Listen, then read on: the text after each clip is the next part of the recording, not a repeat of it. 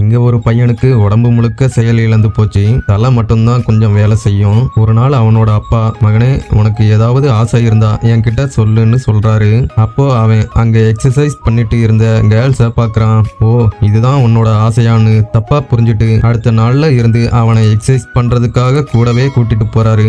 ஆனா கொஞ்ச தூரம் போனதும் இவர் திடீர்னு ரோட்ல மயக்கம் போட்டு அங்கேயே விழுந்துடுறாரு. கொஞ்ச நேரத்துல ஆம்புலன்ஸ் அங்க வந்து அவரை தூக்கிட்டு போயிடும். ஆனா அவன் ரோட் சைட்ல இருந்த ஒரு டிச்சுக்குள்ள போய் விழுந்துடுறான். ஹெல்ப்புக்காக அப்பாவை ரொம்ப நேரமா கூப்பிட்டு பாக்குறான். ஆனா அவனை யாருமே பார்த்திருக்க மாட்டாங்க. அடுத்த நாள் ஈவினிங் தான் அவனை கண்டுபிடிச்சிருப்பாங்க. அப்படியே அவனையும் தூக்கிட்டு போய் ஹாஸ்பிட்டல்ல அட்மிட் பண்ணிடுறாங்க. இந்த நியூஸை கேள்விப்பட்டு அவனோட ஃப்ரெண்ட்ஸ் 2 பேரு ஹாஸ்பிட்டலுக்கு வேகமா வர்றாங்க. அப்போ டாக்டர் இனி ரொம்ப நாள் அவன் உயிர் வாழ மாட்டான்னு சொல்லிடுறாங்க. அதை கேட்ட ஃப்ரெண்ட்ஸ் வருத்தப்பட்டு அவனை கடைசியா ஒரு டைம் பீச்சுக்கு கூட்டிட்டு போய் என்ஜாய் பண்ணிட்டு வரலாம்னு முடிவு பண்றாங்க. உடனே அவனை தூக்கி சென்டர்ல உட்கார வச்சுட்டு பைக்ல வேகமா பீச்சை நோக்கி போயிட்டு இருக்காங்க. வழியில போலீஸ் பைக்கை மறிக்கிறாங்க. இவனுங்க நிக்காம போயிடுறாங்க. உடனே அவரு கடுப்பாகி அவங்கள ஃபாலோ பண்ணி போயிட்டு திரும்பவும் அவங்க பைக்கை மறிச்சு பைக்ல ட்ரிபிள்ஸ் எல்லாம் போக கூடாதுன்னு தெரியாதான்னு அவங்கள வார்ன் பண்றாரு. அவனுங்க என்ன பண்றாங்கன்னா சாரி சார்னு சொல்லிட்டு பைக்குக்கு பின்னாடி வீல் சேரை கட்டி இழுத்துட்டு போறாங்க.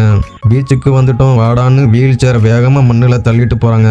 அப்போ வீல் சேர் மண்ணுல சிக்கி அவன் தலை குப்புற கீழே விழுந்துடுறான். உடனே ஒருத்தன் அவனை தூக்கிட்டு போறான். அப்போ கால் ஸ்லிப் ஆகி கீழே போட்டுடுறான். அடுத்ததா இன்னொருத்தன் தூக்குறான், அவனும் போட்டுடுறான். கடைசியா 2 பேரும் சேர்ந்து இப்ப தூக்குறாங்க.